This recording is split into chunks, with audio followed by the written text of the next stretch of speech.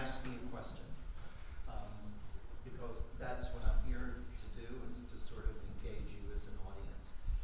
I am grateful to Reverend Keys for having me. After all those years, she knows what I'm like, and she still had me here.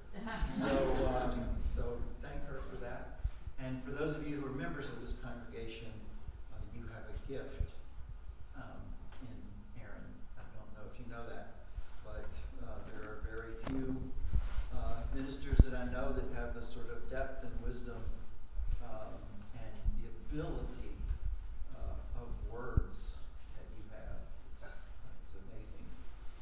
So, as she said, I have been, for the last 35 years, a professor, 32 of which have been spent at Elon University in North Carolina. And early on in my career, I was drawn to a theologian by the name of Karl Barth. He's a good Reformed theologian. For those of you here who are from that tradition, that name is probably familiar to you. And what drew me to Barth was not so much the church dogmatics, but what really drew me to Karl Barth was the fact that right out of the gate, he recognized what was happening in Germany in 1933, 1932, 1933. Now, I had heard about Bonhoeffer in college. I had read excerpts from letters and papers from prison about Bonhoeffer. But Barth was my dissertation topic out of graduate school. So my dissertation was on Barth's Christology and in conversation with Saint Anselm and Friedrich Schleiermacher, and I can't imagine why I did that now. But it seemed like a good idea at the time. So I was interested in theologians who were able to see what was happening right in front of their very eyes in a time when nobody else did. Now, I had grown up, this is like I'm seeing all of these people that I haven't seen in so long. Former students and former Wesley Foundation folks. So it fills my heart. I mean, it makes me strangely warm, as Methodists would say. So this started a kind of lifelong interest of mine as to who it was actually that was able to sort of resist the allure of what was taking place in Nazi Germany in 1932, 1933. Because that was a massively misunderstood story. Now, maybe some of you have heard about the story of the confessing church and the brave Christians who stood against Hitler, but that is actually not historically true. It is true that there was a confessing church, but the confessing church was far more interested in their institutional prerogatives as a church in German society than they were, for instance, in how to protect Jews as Jews. Now, they were okay with protecting Jews who were, in fact, converted Christians, but the Jewish community themselves, well, they still, by and large, were almost to a point, and this is true also of Bonhoeffer and Barth. They were supersessionists. Those people that believed that Christianity had superseded Judaism and had sort of moved beyond Judaism to a more perfect religion. So what we have then, what we have received from those times is a kind of understanding where there was this one group of people that stood against Hitler and they were courageous. And I'm not saying that they weren't courageous people, but by and large, the story of that era is one of massive failure of Christianity. Massive failure of mobilizing a church against what was a political danger. So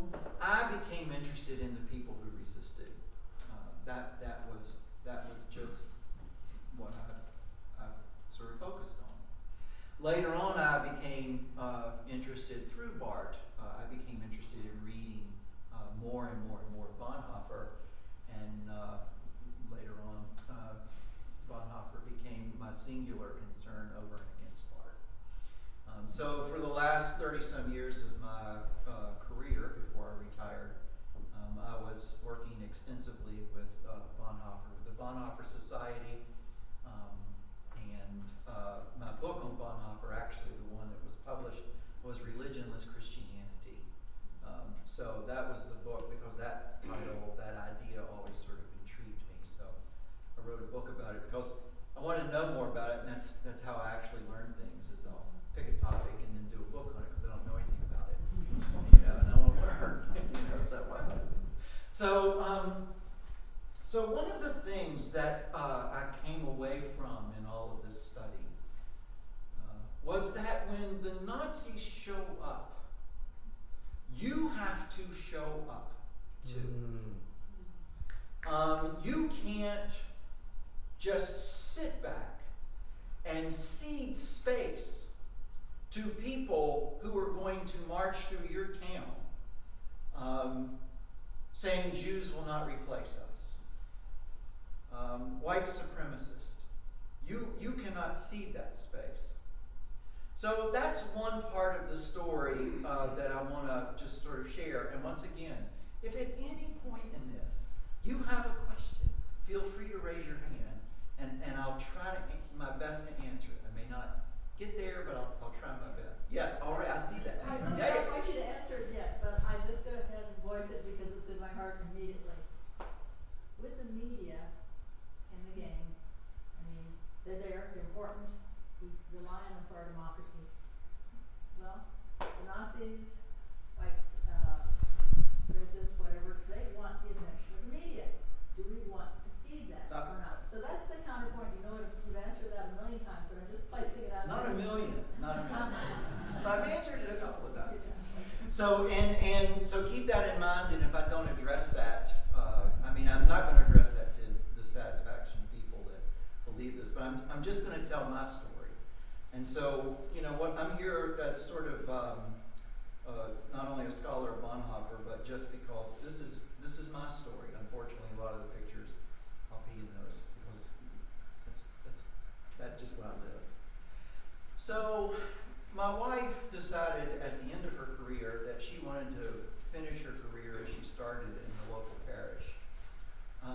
And the United Methodist Church of the Virginia Conference gave her the church that I think she most wanted to pastor, which was Wesley Memorial United Methodist, beside the Wesley Foundation, where she had been for a number of years in the middle 90s. So we packed up and we moved, and I commuted back to Elon to finish my career there. But we moved to Charlottesville. In retrospect, I probably would have rather stayed in Chapel Hill, but there we were. So in the summer of August, or in the summer of 2017, we had a Ku Klux Klan rally in Charlottesville that made the news, probably in this area too. And then we started getting news that the Nazis and the Ku Klux Klan, and I don't want to call them the alt-right because that sounds like alt-country. So, it legitimizes that a little bit too much for me. So a collection of white supremacists, Nazis, and others decided that they were going to have their Nazi Woodstock at Charlottesville. Now, I don't know why Charlottesville got picked. I have a feeling that Richard Spencer and Jason Kessler, two of the leaders of this movement, went to UVA. I have a feeling that maybe Enlightenment values of Jefferson or something might have had something to do with it. Anyway, all I know is that I was living in Charlottesville, and we heard about this Unite the Right rally.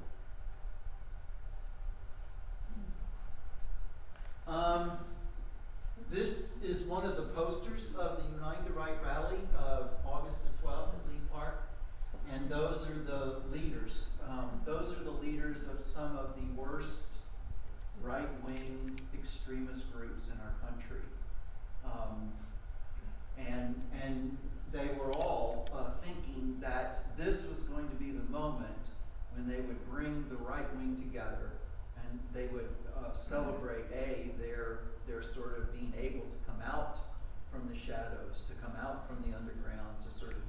themselves known in the public eye, and that they were going to somehow or the other knit through their various different communities a unified front against the globalists, against all of the people that were sort of standing in their way. Now, there was much discussion in Charlottesville about what to do with this, and by and large, there was a group there called the Clergy Collective that my wife was a part of, that said that what we're going to do is we're going to ignore the Nazis when they come. We will not give them oxygen, we will not give them space, we will not let them have that kind of media attention that they so deserve by opposing them. And then, and that was all down through the city manager, the university president, and the clergy collective. And I don't know those other communities, but I do know the clergy collective part because I was more connected to that. And there were two upstart clergy in the clergy collective that were not satisfied with that particular response. Seth Wiskaway and Brittany Kane Conley decided that they were going to start a group called Congregate Seville. And Congregate Seville was started in the summer of 2017. And during that summer, they brought in someone who had been instrumental in Ferguson, Reverend C Pugh. And we trained for about 5 to 6 weeks at the local one of the local UCC churches in Charlottesville. We trained once a week for about 3 hours a night in nonviolent action, nonviolent resistance. We don't know what other people's motives were, but our motives were to be there as a nonviolent presence. The people in this community were not all Christian. They were Buddhist, atheist, Jewish, Muslim, a number of different people in that community. We trained for those 5 weeks about what to do in various different circumstances. What would we do if such and such happened? What do you do if such and such happens? And in our last training, we actually had live fire training.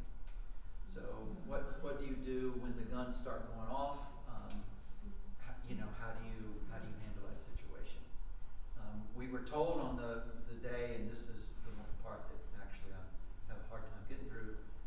We were told that it might be a good idea to make a list of all your passwords and accounts and everything for your computers if you didn't come back that day. Friday night, the Charlottesville City Police issued a code red for the city of Charlottesville. Said that violence was a certainty and death a possibility for anybody that went out that day. But I studied Bonhoeffer for 30 years, and I didn't have a choice. I just didn't have a choice. And at that point, my wife said I had a choice. She's like, "Well, you got a choice, didn't you? You don't need to be Mr. Big Guy." And I said, "I can't do that." And I said, "You can't teach something for 30 years and not stand behind it, because it seemed like to me to lack integrity." So I trained with the Seville folks. We went out to meet that group. This is another one of the, and just so you don't get the understanding that this is all the alt-right, this is a neo-Nazi group. I mean, this is, their whole business is Nazi. I don't know any other way of saying that. And here's where we came down on this. You have to show up. It doesn't matter if the media is there. We didn't care about the media. We didn't care about anything. What we felt, that group of people that trained and prepared for this, is that there had to be a presence there that said no. Otherwise, silence is complicit. If you're silent, you're complicit. And the position that we took was, we can't be silent in the face of this. This is our home. This is our living room. This is our space. Ostensibly, this was over the statue of Robert E. Lee that was in what was then called Lee Park. That statue is still there. It's being litigated. The city had come up with a compromise to take the statue of Lee and put him in McIntyre Park, which was just a little ways away. The statue would still exist. It just wouldn't exist in the center of the downtown area of Charlottesville. So this is what the rallying cry was. But as you see, that has nothing to do with Lee. That has to do with an entirely other agenda.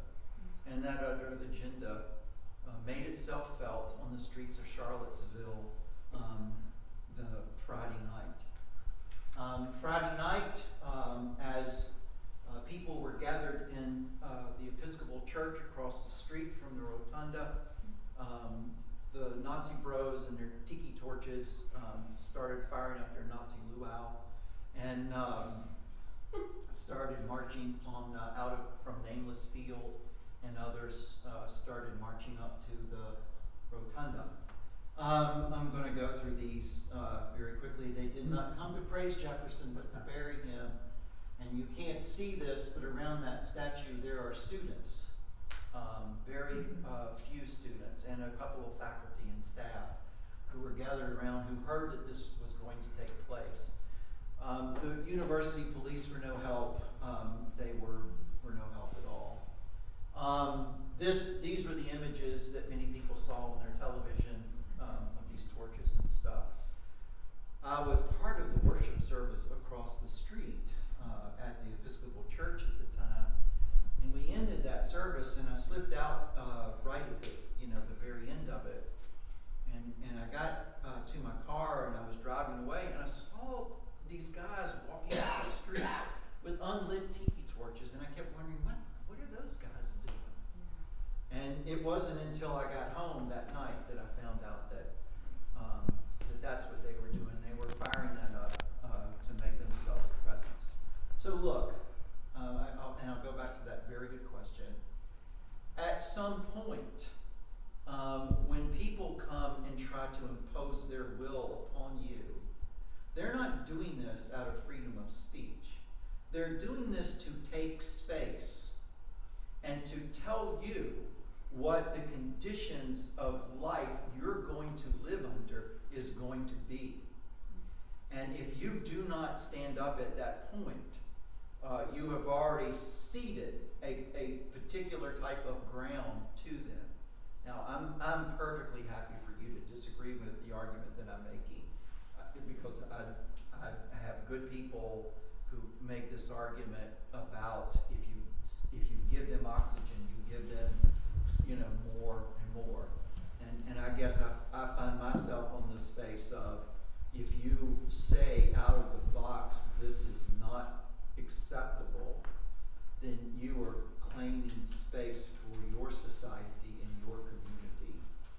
Now, in Nazi Germany in 1932, 1933, Hitler had rhetoric, and I have his speeches. I've read his speeches. I can sort of alert you to this. It's also in the book Religionless Christianity. Hitler's making speeches about family values, about how they're going to build Germany on a Christian foundation, and in a certain sense, he's right, especially if that foundation is supersessionism.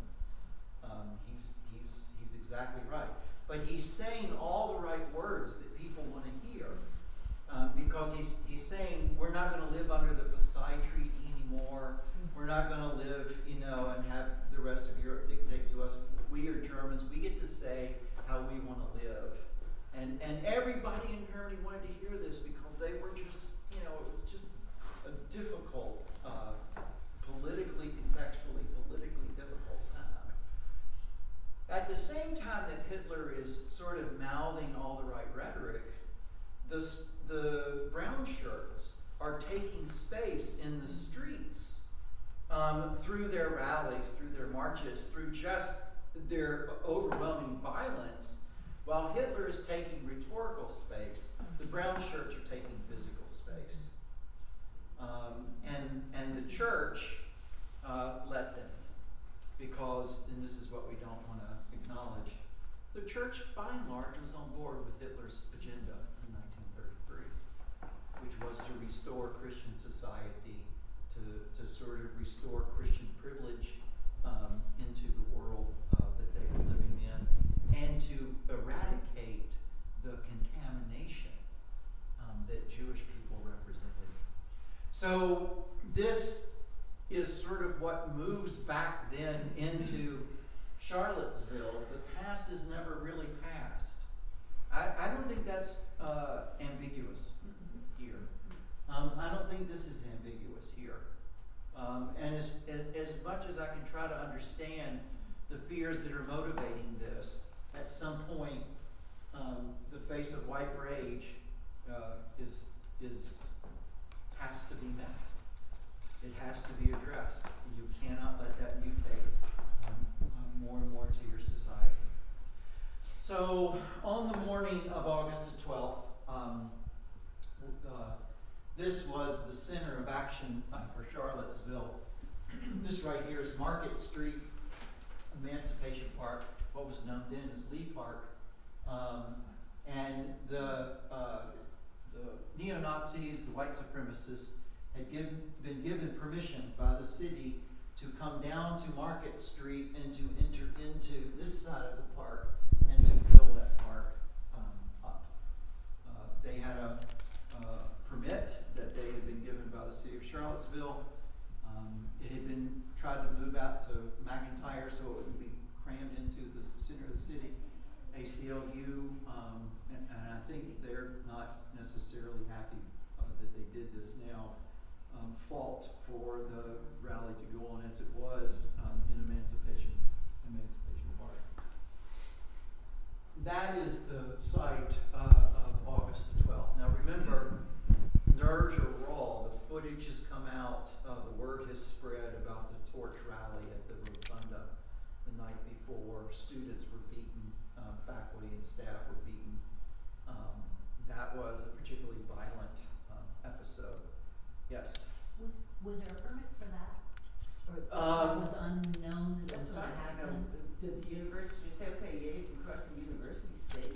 No, the university had given permission for a particular type of event, but had not given permission for what happened on that day. They told the university they were going to do one thing, they did something else entirely different. So you know. What did the university think they were going to do? Oh, I think the university thought that they were going to hold a vigil or something. It was misrepresented, I think. That said, the university had knowledge that this was going to happen before it did, and they did not mobilize their police force. Their police stood by on top of the steps at the Rotunda and watched the students get beaten, and then waded into the crowd after. I'll talk a little bit about police presence in a minute, but that was a particularly horrific event. So nerves are raw on Saturday morning in Charlottesville. The city's just on edge. It's hard to, if you have relatives or maybe you have people that live there, it's hard to describe all of this to you, and it's just hard. We gathered together at 6:30 at the Black Baptist Church on West Main Street for a worship service, and it was packed, and it was a great sort of uplifting moment. And as we left that church, most of the people went to march into I forget the name of this park all the time, but it's where the arts center is, and it's away from the action. Those of us who train for arrest or violence or other things, we got together and we marched, also from the Black Baptist Church. This is ostensibly what it was about, but I want to just go ahead and say that this is one of the flyers that was being distributed. You can't read that. I'm just going to read that. They hate our heritage. They hate our flag. They hate our freedom to bear arms. They hate our monuments. They hate our traditions. They hate our very existence. And they are doing everything possible to wipe us out and erase white people and our posterity from the face of the earth. They control our mass media for now. They control our corrupt elected officials through bribes and intimidation for the moment. They are importing millions of third worlders to replace us. Seems kind of contemporary. They promote racial mixing as part of their genocidal agenda, and so far they're getting away with it. But more and more of us refuse to accept extinction and genocide. More and more of us are fighting back. Join us for the men and women of the National Alliance. And National Alliance was also a group of people that were there that day. Now, I think about that rhetoric, that worldview, that idea that has been internalized by millions of people that actually believe this is a reality. Yeah. And is the they only the Jews? For them? No, the they is. So the they is a broader category. The they is, you know, the they is everybody that's not a part of that group. You know, which, well, you know, I don't want to get into this. We can get into Very this later. effective writing, as a matter of fact. Sorry? It's very effective writing, as a matter of fact. It is, because, you know, it has a lot of rhetorical power to it, especially if you feel as if life is not going well for you. Now we have somebody that we can claim, that we can talk about. So we left the church after that worship service where people actually went full Pentecostal. I mean, it was kind of amazing, you know, from a scholar's viewpoint to see all of these activists, you know, speaking in tongues and dancing up and down across the stage. I'm like, there's an article in that somewhere, you know? I mean, that Black Pentecostalism is at the center of resistance. And I thought to myself, that would be a good study. So when we got to the park, we were met with, and I think this is the Pennsylvania Lightfoot Brigade. I don't think this is the Three Percenters. But the park was surrounded by militia. Now these are people from outside of Charlottesville, not connected to any law enforcement agencies whatsoever in Virginia, who have decided that they're going to come to keep the peace in Charlottesville that day. So they came armed to the teeth. And I'm going to go ahead and say this. This guy right here, I stood opposite that guy for a good part of the morning.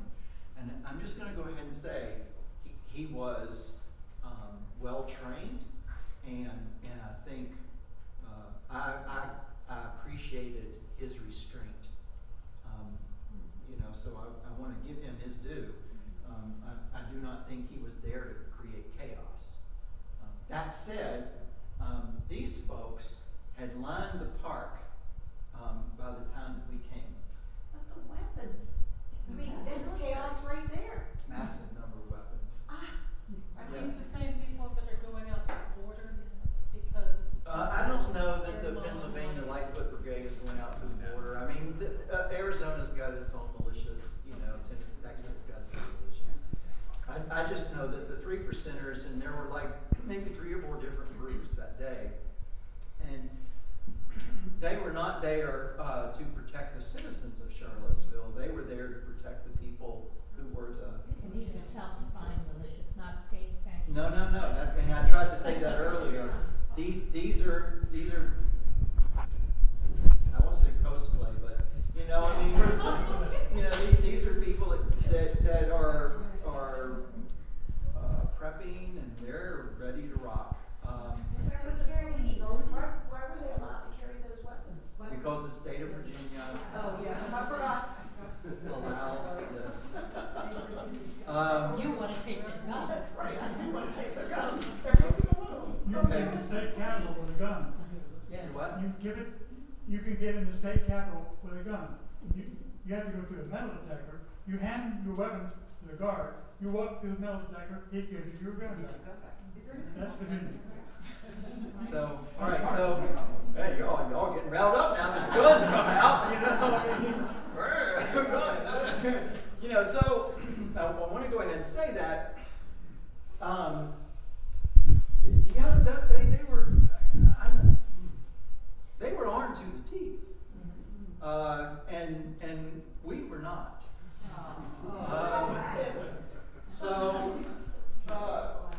So we came without arms.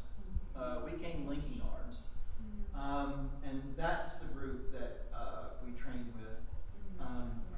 This is Seth Wispelway here, and Brittany Conley Kane here. Those were the two upstart clergy that said that Charlottesville needed a more robust response to the alt. And the clergy collective didn't ever, in the intervening time, sort of join you? No. They should have had your back.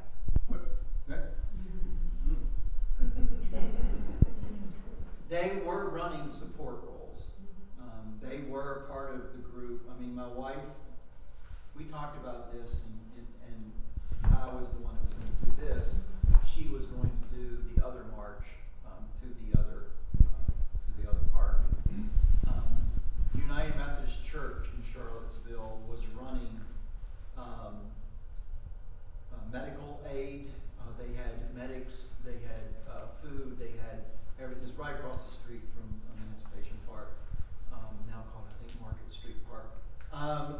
So the churches were involved in other ways.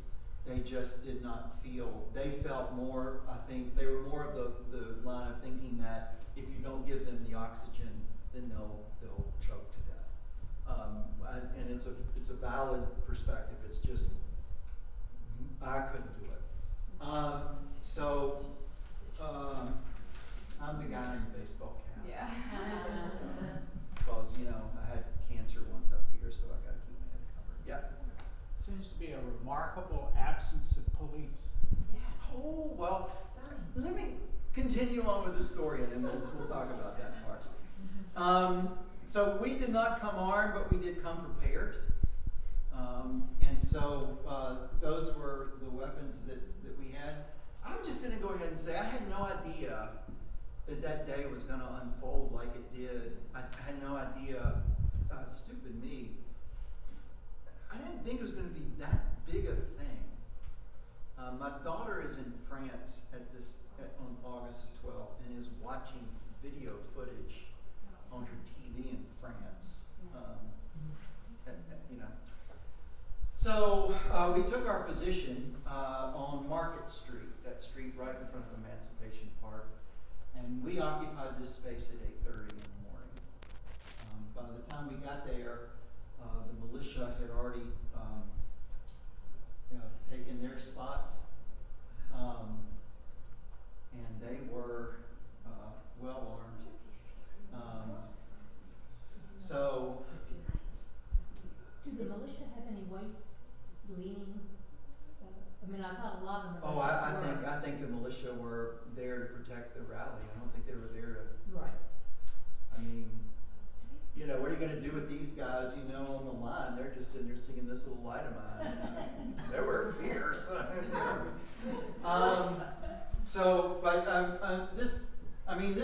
There was one of these people every 10 yards.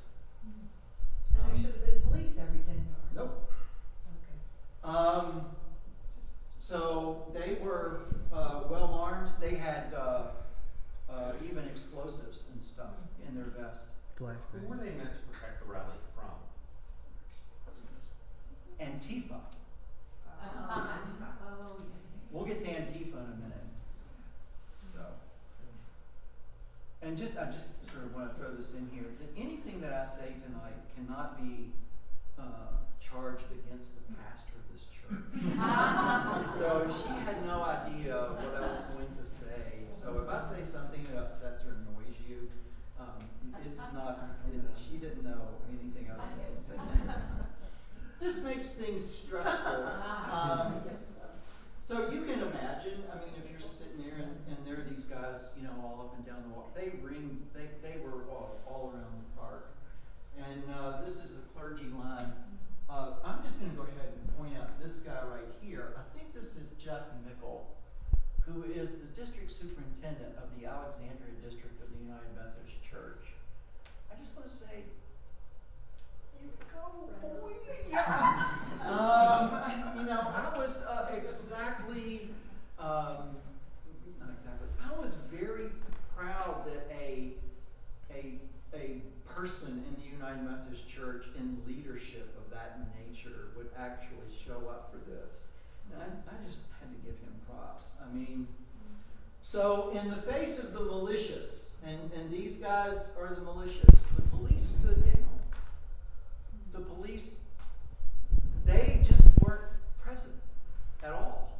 They weren't there. They weren't on site.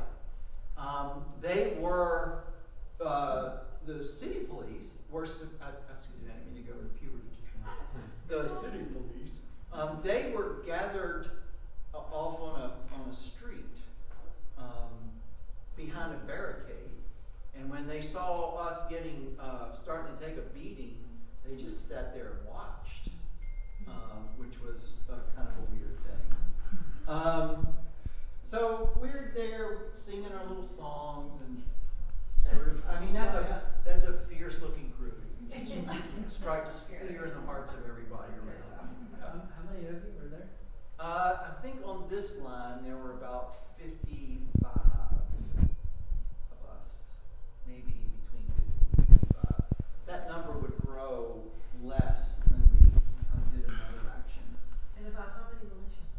I want to say there's about to equal maybe about 60, 65. I didn't walk around and count them all, but they were not just around the park, they were also milling the streets.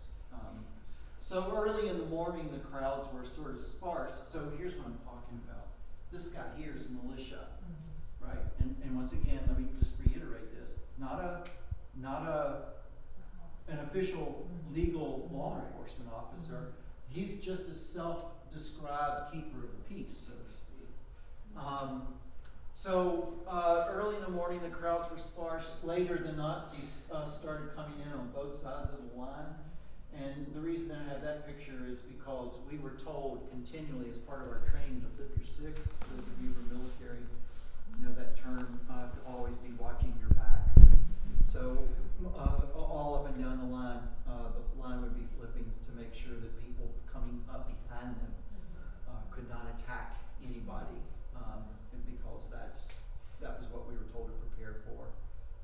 That you had to be aware of your surroundings at all times, constantly surveilling what was going on around you, because you just didn't know where the attack was going to come from. We expected attack, and we just didn't know where it was going to come from. So they were recording us so they could put us on social media later. And let me just go ahead and say, this makes no doubt, I think, as to sort of where the sympathies of most, if not all of those people were.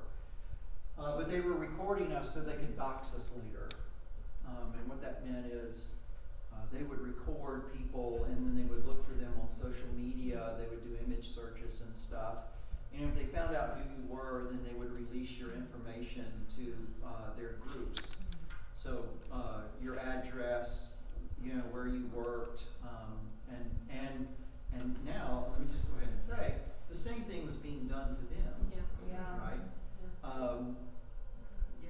And the same thing was being done to them. So both sides were doxing one another. And doxing is D-O-X-X-I-N-G. I don't know if you've heard that term or not, but that's sort of the moment in which you're sort of getting information about your opponent. And people got fired because of their participation in this. There have been news documentaries and stuff that have come out since then about people in California. They just, by the way, charged, I think, 3 or 4 people in California for their participation in this.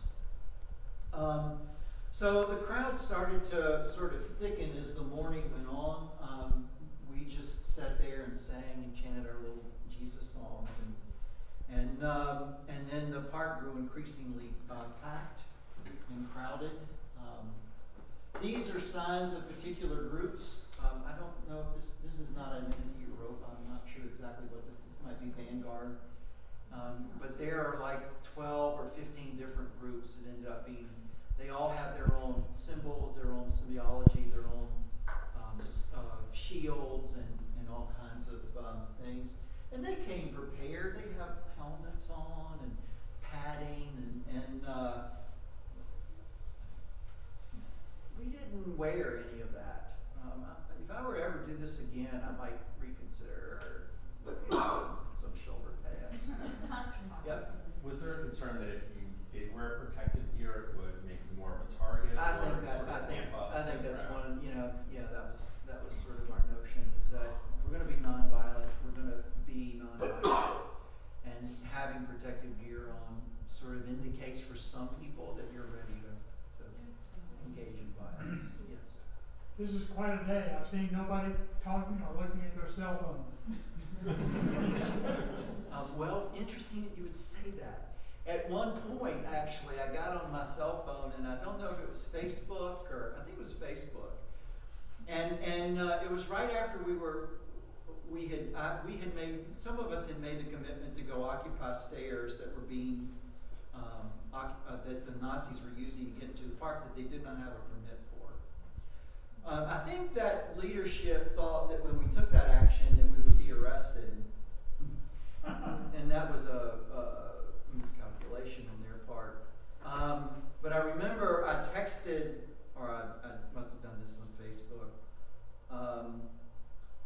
something along the lines of, I'm at peace, I chose this. Because I didn't know it was going to happen. I really didn't. I had no idea. And unfortunately my wife read that. Because she's monitoring the situation. Well, I had a friend in Australia that I just saw like at the American Academy of Religion meeting last year, and she says, "Oh my God, I read that when you posted it." And so like, oh, I did the power of social media, right? I'm just mindlessly going, okay, I'm at peace with whatever happens here, and I did not realize that my wife was going to read that and go, holy hell, what is going on? And unfortunately at that point I put it away for the rest of the morning because we got involved in some intense things and I just didn't have time to do it. So that was the last thing she heard from me for about an hour and a half. So she's opening up that envelope I left with her, going, what are his passwords? Most of the pictures seem to be males. Were most of the marchers males? Oh, uniformly, this was male toxicity. There were maybe a dozen females within this group, and they were people that later on became revealed as sort of organizers behind the scenes and stuff of this. So it was very male dominated, and white male dominated. I mean, that should go without saying. So the park grows increasingly packed. Tensions are, and see, now this is the part that's hard to describe. The kind of darkness of spirit that descended on the city at that point is hard to describe to you. The kind of just energies that were, I remember thinking to myself, someone's going to die here today. And I had no idea how that was going to unfold, but it just felt that way. And people that were not prepared for this should not have been on the street. But they were, because they were tourists, and so they came to look at the show. And I think that they were actually surprised later on what happens.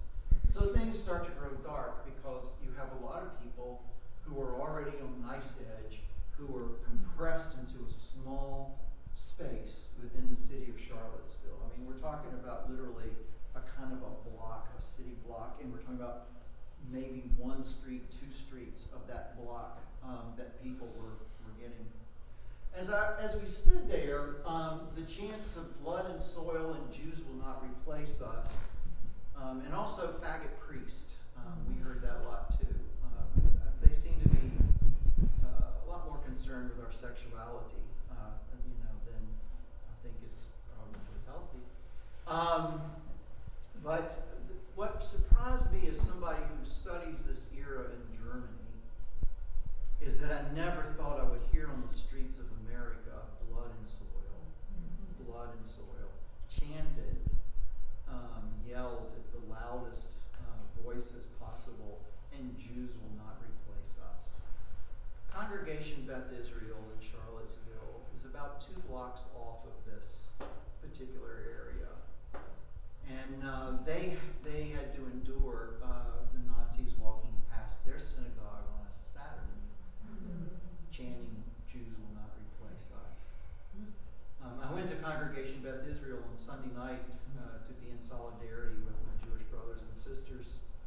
And I really was telling Aaron earlier, I was sitting there conscious of the fact that every time these people gather together, they have to keep an eye on the door, or they have to have an ear out for shots. So to gather together in worship for them is a moment of putting their life on the line.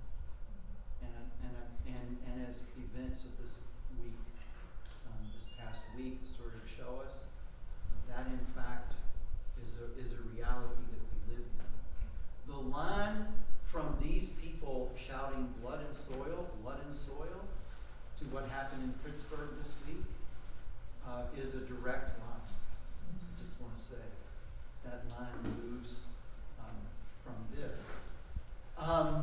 And this is why I think whenever we have the opportunity to stand up against this, we cannot step down away from it. We must face it.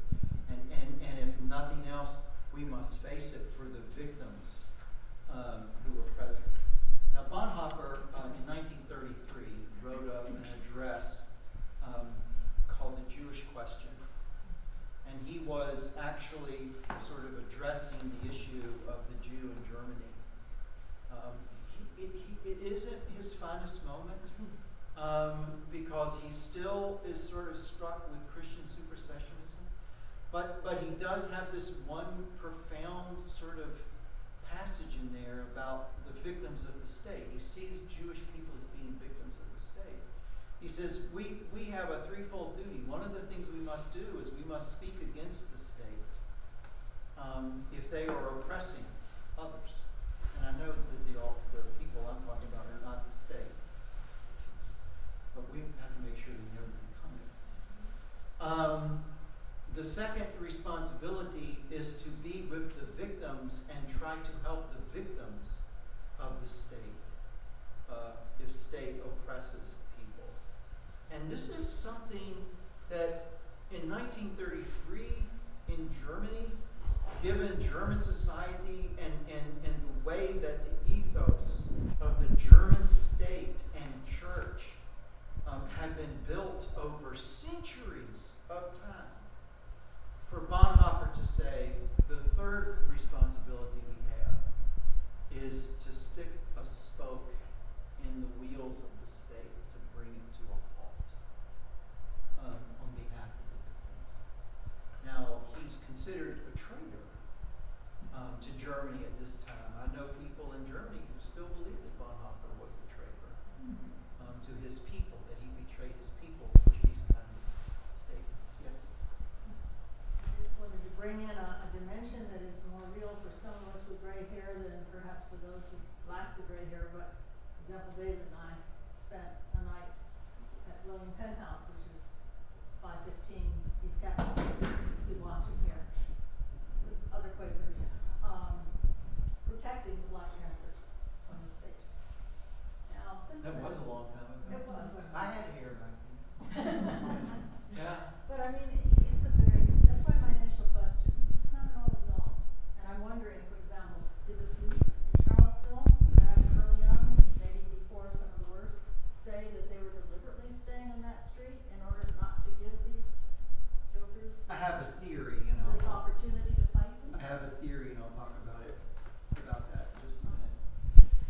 So this is the full emancipation part. Things are starting to crank up. The chants, the blood and soil, the Jews will not replace us, are cranking up. And then that's the point at which our leadership called on those of us who were prepared to be arrested or beaten to come and occupy the stairs at the other end of the park. And this is these are the stairs where they were going in, where they shouldn't have been going in. Was that something that had been thought up and planned before, or was it in response? No, we just to what- made leadership made a, let's, okay, let me just go ahead and say that, when you're running an action in a situation like this, you have certain things that you want to have happen, and this is going to sound very cynical. One of the things I think that leadership wanted to happen is to see clergy getting arrested, because that's the money shot for them, right? Because then that's the shot that the media picks up and it goes all out, and then that picture, that image tells 1,000 tales and stuff. I'm not going to deny that that's an aspect of what's happening, that there was, the leadership was trying to hit something that would manipulate a particular image out of that moment, that was going to hit people in just such a way that they would come away with a kind of narrative about what was going on there. Now, that's the most cynical take on this. The other take is that we felt like we wanted to occupy that space, and so we did. We went to the southeast corner of the block, the park. Now, once again, fierce people. Don't they scare you? They just put the fear of God in people, right? So we were just standing there waiting, and as the people were coming down the park. So this particular group, with the Punisher skull and stuff on their shields and stuff, they pushed their way through our particular section of the thing. They were knocking people down, and there was one guy that said something to me. I'm not going to repeat it in this room, but said, hey, you got to do what you got to do, and so that went poorly for us. The local police witnessed this and didn't consider that assault? Local police are right over there against that building, standing around watching. You noticed the city had ordered them not to get involved? Stand now. Okay, so here's my theory. And it's just call it Jeffrey's crackpot theory. But I think I'm right about this. And we had commissions and stuff, but we don't know. I believe that I think the strategy from the very beginning was to let the violence unfold and then call a state of emergency so that the park could be cleared and the rally could not happen. The rally was supposed to go on for 5 hours, and this is exactly what happened. If that's true, then the police couldn't respond until they were told to. Well, that's true. I have no basis in reality for this theory. It's the only one that makes sense to me. Because if they sat by and let people get beaten, then that's a dereliction of duty. And that's like a bridge too far in some ways. So these guys came busting through, and we reformed our ranks after they came through, and so we waited, and then these guys came down the street. These guys are terrifying. I have a name for them. I won't repeat them here, but they are the kickers. They are the ones with the steel-toed boots and the guns and the clubs, and they came and they were coming down Market Street. There was about I want to say 100 of those people, maybe more. And I found out later on that as they got closer and closer to the steps that we were occupying, they started chanting, "Kill the faggot priest." Yeah. And this is where the story's going to take a turn that I'll be happy to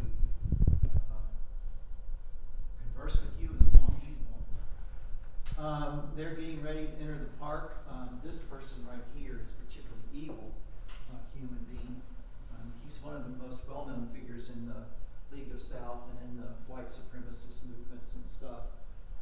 He's familiar to a lot of people. He had a gun. And so they came and they started turning to us.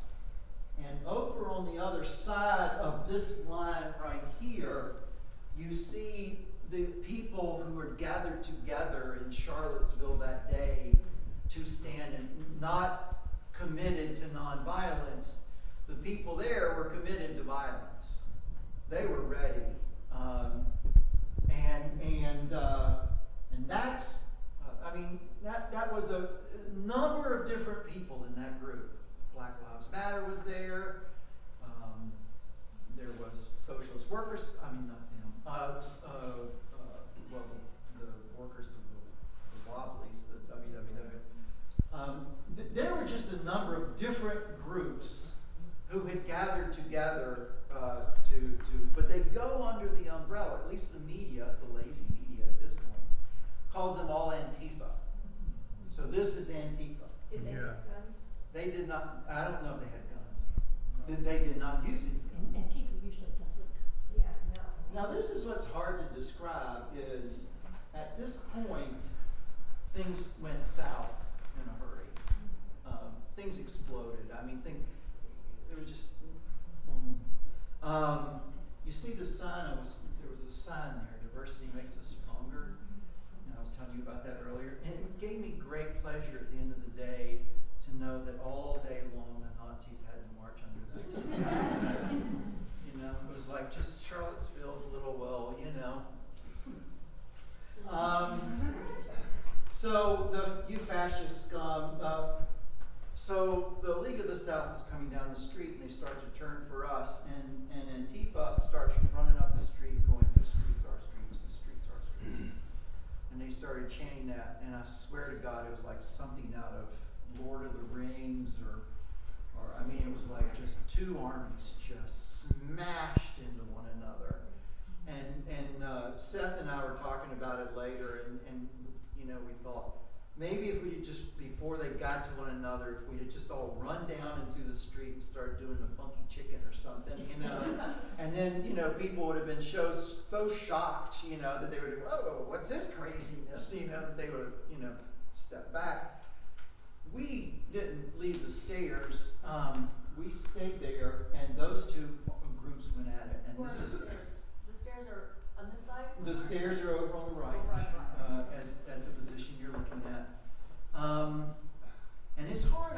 This is the point where I can't describe to you pepper spray and tear gas and bottles of piss floating through the air and the general chaos and pandemonium.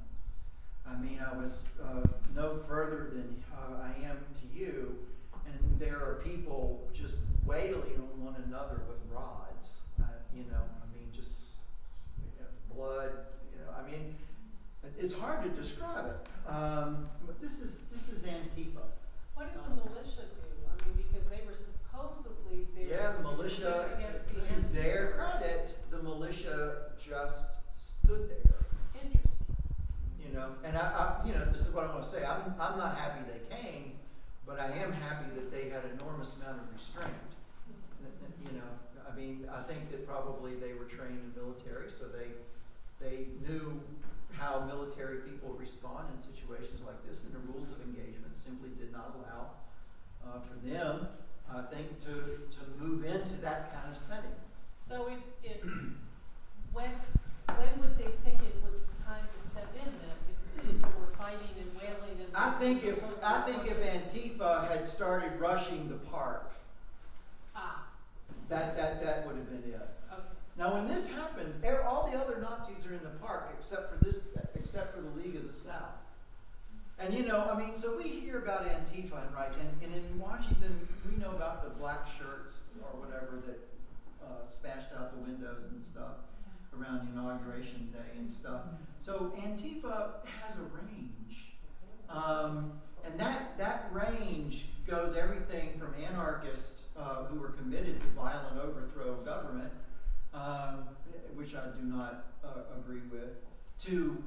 other people who believe that fighting Nazis is important. So at that point, here are the front lines of Antifa. They're fierce. I mean, the pink hat. I mean, it's all women, first of all. Women were fierce in this thing. I want to just go ahead and say that there were some fierce women here. And they were willing to I wanted to say, if it had not been for these people, we would have been crushed like cockroaches by the League of the South. So I'm aware of the Antifa forces running the gamut from unlawful, illegal, horrible actions to people. The vast majority of Antifa, let me just put it this way, if the Nazis don't show up, they're not going to be there. They're going to be drinking beer and playing Pokemon Go or something. You know, I mean, they're not going to be there. They're going to be living their lives. This is why they show up. And I want to just go ahead and say that that's the front line right there. Those women are the front line. Now, they are not, I don't think these women are looking for the violent overthrow of America. I think they were just trying to say, we are also going to show up. This was not our commitment, though. Our commitment was a commitment to nonviolence.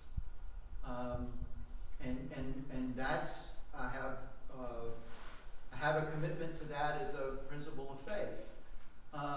That said, I have to say, if they had not been there that day, we would have taken a beating for sure. Now, this also sort of brings me to Bonhoeffer, because at some point in his life, Bonhoeffer has pacifist sensitivities. He writes about these in his address to student groups at Fano and Denmark and other places. He writes about this in The Cost of Discipleship. You see Bonhoeffer being far more, now and when he's writing his ethics, you see him more sort of struggling with the moral quandary of what do I do, what community do I find myself in to resist the Nazis, and he finds himself in the Abwehr, military intelligence, where he becomes involved on some peripheral level with the plot to assassinate Hitler, because the church had failed so distinctly to mount any kind of social or institutional resistance to Hitler. And that's where he had to find himself. So I find myself challenged. That's not going to be the choices that I make. But I find myself challenged by the people that are willing to put themselves out there like this and say, you're not going to do this, not in our town. And so things just went particularly horrible. You probably remember watching the CNN clips and some of the other film clips. There's footage that you have not seen. There's a movie, this week we're having the Virginia Film Festival in Charlottesville. And by the way, just as a sort of an aside, The Green Book is a movie that you would, I think, not enjoy, but would find compelling in the times that we live. They also were screening a movie called Charlottesville. I don't know if I think that's coming out on PBS or something in February of 2019. It has footage that we have not yet seen. There was a number of different people taking footage from this event that were posted all around that didn't necessarily make it onto the news media. We jumped off the street, went back to the it was only after chaos broke out that there was a police presence. Now, here's the interesting thing about the police in Charlottesville. SWAT teams were there. They were staged all over the city. And but they were not staged in the places where they needed to be staged, i.e. on Market Street. Usually police presence will try to separate out the different groups from one another to sort of try to quell violence. But it seemed like the goal here was to allow the violence to take place. And like I said, the only logical, rational reason in my mind that this was happening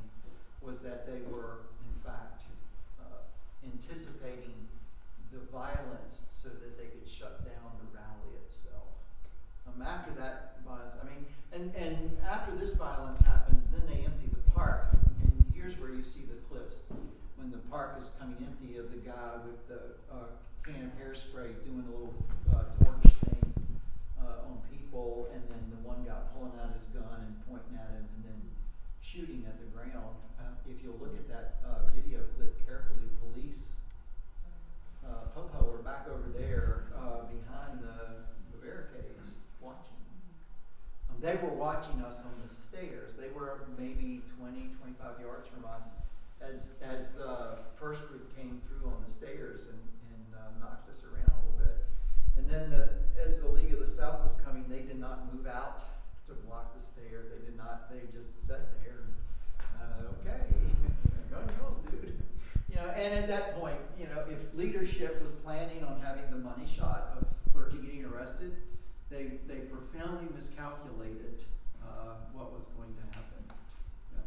But what literally did happen? And you have that first wave of the militias pushing their way through you all. Yeah. Then We closed ranks, and then the League of the South came down, and they were moving for us, and then Antifa came up and smashed into them. It was just, there's no other way. You have two massive bodies of human beings, and they just win at one another. And you know, like, go watch Lord of the Rings movie and watch some of those battle scenes. The shields smacking into one another.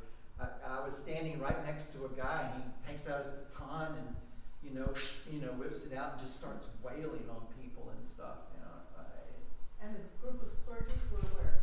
at that point, we stepped back behind the Antifa line. I mean, you know, the leadership at that point, we said as part of our training, we would do what leadership asked us to do. And at that point, leadership said, okay, Reverend Sekou said, we're going, because we're not, that's all of what's happening now when those two groups clashed. There's no action at that point that makes a lot of sense, other than running down in the middle of them doing the funky chicken before they get started. And that didn't happen. Yes? Has the police department in Charlottesville analyzed their behavior and critiqued their behavior? Yeah, they have. The police chief actually is gone. You know, the what happened in the aftermath, I mean, we're still a city in recovery. And this actually has resulted in conversations that had to have happened in Charlottesville. And it's unfortunate that it took this, but we're having conversations now that we were not having before about how white supremacy works on levels that people don't recognize in the institutions and in the structures. So the university is having to look at this. The city was having to look at this. Nikhil Walker becomes mayor of the city of Charlottesville because of this. And Charlottesville has a long way to go, but the city manager is no longer there, the police chief is no longer there, the chief of police of the University of Virginia is no longer there. Everybody that was connected to this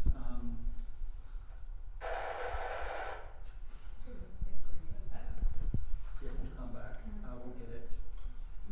Everybody that was connected to that day as far as being in an official capacity in the city, it'll come back.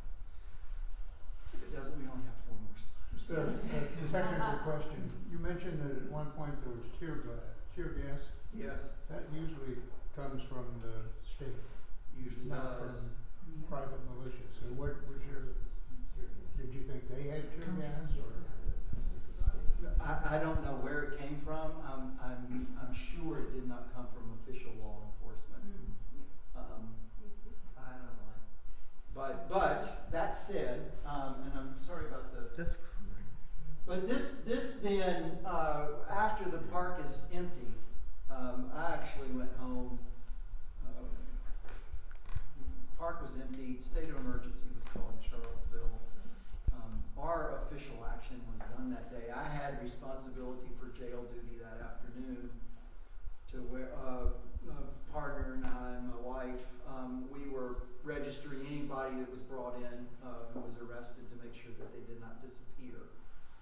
in the system, because sometimes that happens to people. So we came back through the downtown mall area at about 2:10, and at that time, the car had already come through the crowd at Heather Higher. I had a friend of mine that was standing on the street, and in the videos, you see the car go. Megan Squire at the Elon University. Yeah.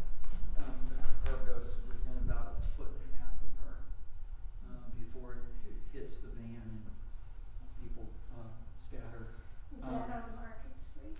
No, this is on 3rd Street, I think, 3rd or 4th, I can't remember now. It's a side street, it should have been closed off. This is one of the things that the police were not, in an event like this, cars should be parked, police cars should be parked on all these entrances. It's like New York does. I mean, I'm Charlottesville, okay, it's not New York. But that doesn't mean that you don't have a strategic approach to how you're going to handle the crowd. Blocking off streets is like, step one. Like, I get that was the chief, I would be telling him, thank you very much, you're gone. Well, I think a lot of police, looked at that and took lessons. I know that when the march happened here, which turned out to be a fizzle, the police said that they had reviewed some of the things and that they were, there was a very visible police presence here. So in some ways, they probably leveraged the lessons learned from Charlottesville in a lot more, throughout the country. But also here, as much as people have questions about the DC police, they do some pretty serious training, and they do reference each other across the nation. Yes, the police chief was deeply flawed.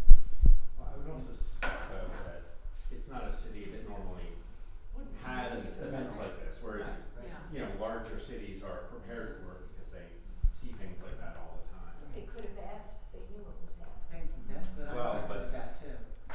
this person's. I want to know where you think we are now as a country, and just your thoughts.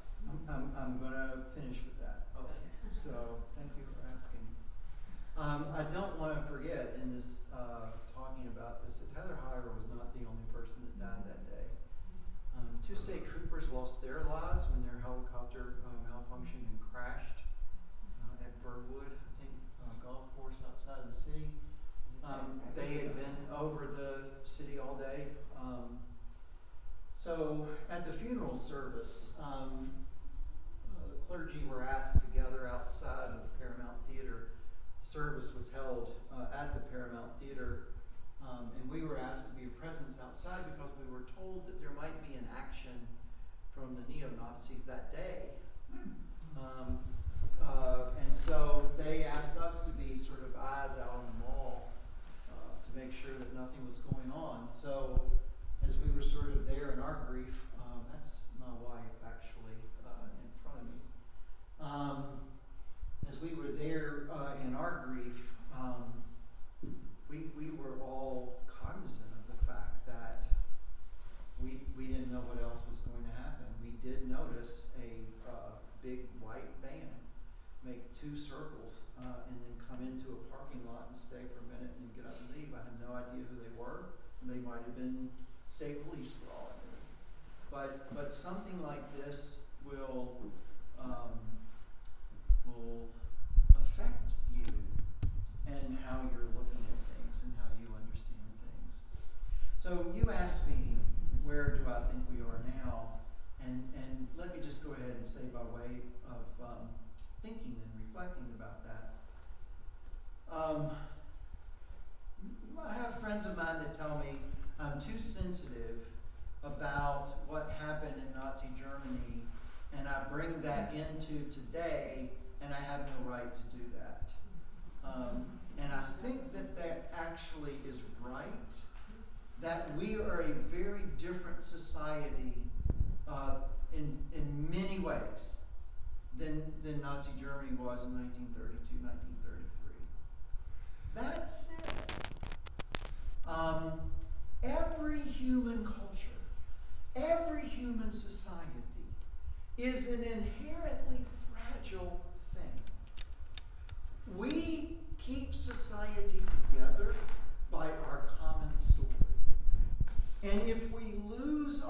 common story, then we are in danger of losing our society.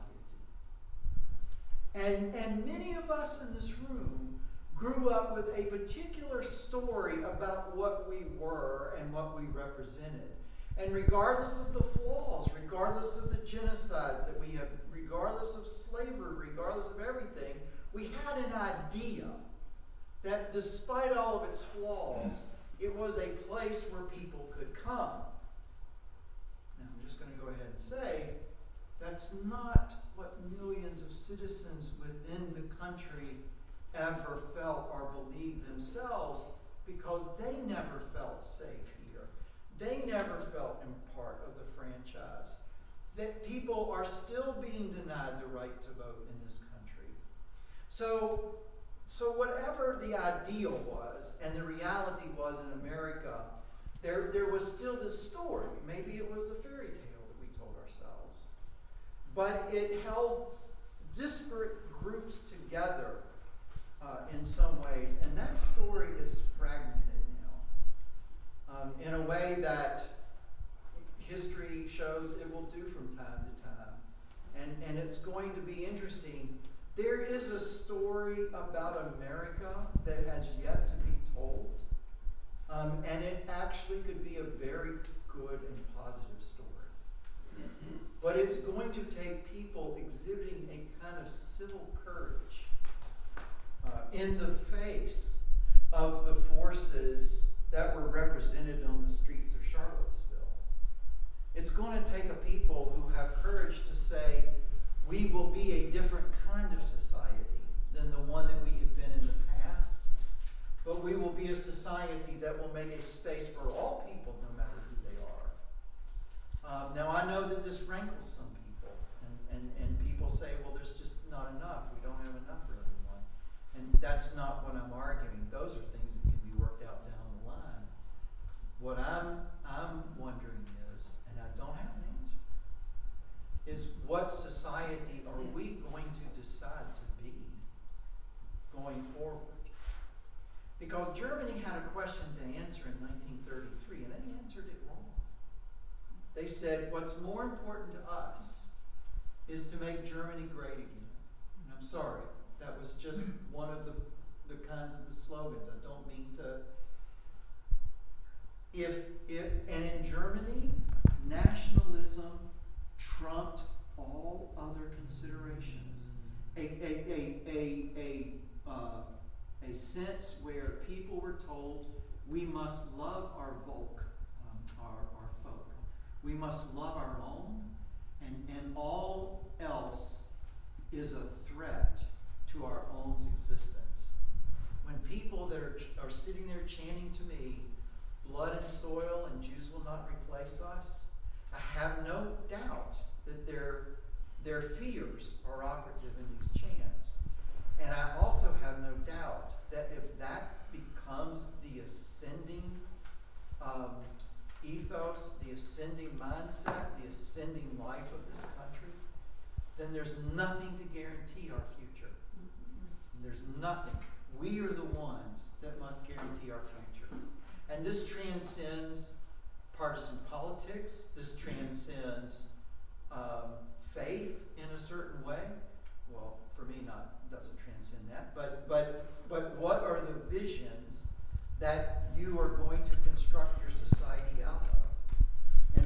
And those people on the street in Charlottesville, all they were trying to say is, the vision that we want is a vision where Jew and Buddhist and atheist, man and woman, people of all colors can stand together in this moment and say our common humanity is more important to us than our nationality is, an accident of birth. And so I think that we are in a moment of great peril, and I also want to say we're in a moment of great promise. Because we could come through this with a society where people are not allowed or do not feel the freedom that they can come out and say, we want to erase Jews. Because once you give that a toehold, the camel's nose, now I'm mixing mixing metaphors, the camel's nose gets under the tent, and pretty soon the whole camel's there. And I see some, and I'm going to get to that in just a second.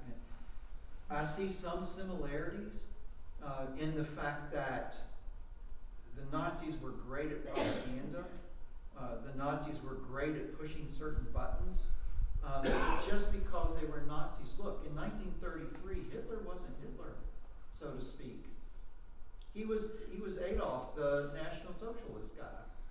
He was just a member of a political party that was able to gain power, and then in a series of months was able to take over law in Germany and establish the law, the legal system, the way they wanted to. And so the same political winds that blow through the world from time to time, we're not immune to them in this society. And when we think that we are, then we become even more vulnerable, I think, to what can unfold. I don't want to end up in despair. I want to end up in hope.